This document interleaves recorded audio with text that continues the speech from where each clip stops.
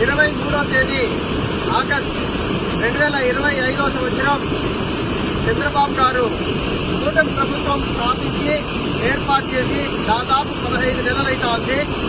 15 నెలల కాలంలో మనం చూసినట్టయితే ఎంతో మంది ఈ హంద్రీనీవా కాలువ గురించి ట్యాంకర్లతో నీళ్లు నింపి ఓపెన్ చేసిన పోయిన కాలం కూడా చూశాము.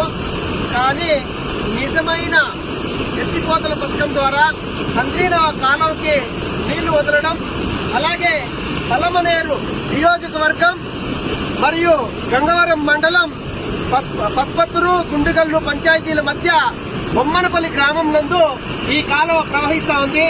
ఈ రోజు పత్పత్తురు గ్రామంలోకి అక్కడ లిఫ్ట్ ఇరిగేషన్ మోటార్ల దగ్గరికి వస్తాయి.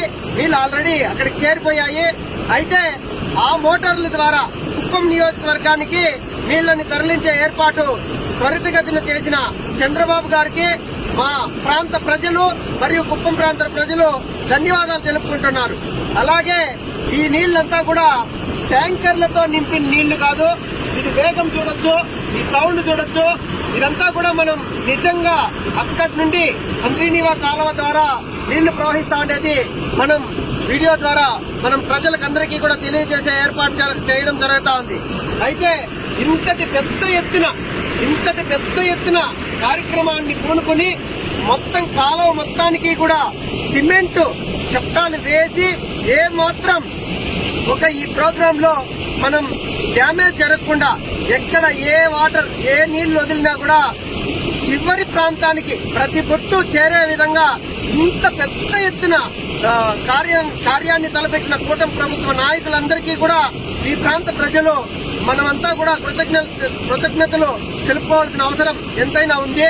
అయితే ఇది చూస్తా ఉంటే చాలా ఆనందం అనిపిస్తా ఉంది. చూసారా నీళ్లు ఎంత వేగంగా, ఎంత ఫోర్స్గా, ఎంత దీనిగా వస్తా ఉన్నాయనేది మనం చూడొచ్చు. అటువైపు అట్లా చూడండి.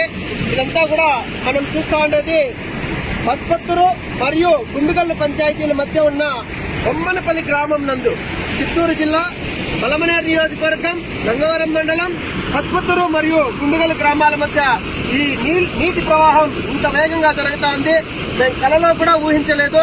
2014లో ఈ కార్యక్రమాన్ని తలపెట్టినప్పుడు ప్రభుత్వం చివరికి వచ్చేపాటికే ఓడిపోవడం, ఈ కాలువ పనులు అర్ధాంతరంగా ఆగిపోవడం, అలాగే దీన్ని ప్రజలకు మభ్యపెట్టి ట్యాంకర్లతో నీళ్లు వదిలి మట్టి నేలలో అలాగే ఓపెన్ చేసి గేట్లు ఎత్తేసి నీళ్లు వెళ్ళిపోయిన తర్వాత పుస్తని ఆరిపోతుంది కదా, గాలి బుడగ అలా ఆరిపోయినప్పుడు ఎలా ఆరిపోయిందో అలా నీళ్లు కూడా అయిపోయాయి.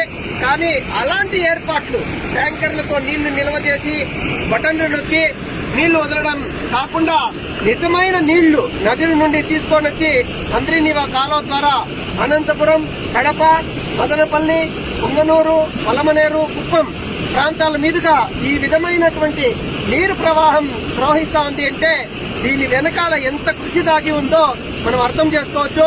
దీనంతటికీ కూడా మేము కూటమి ప్రభుత్వానికి కృతజ్ఞతలు తెలియజేసుకుంటూ సెలవు తీసుకుంటున్నాం.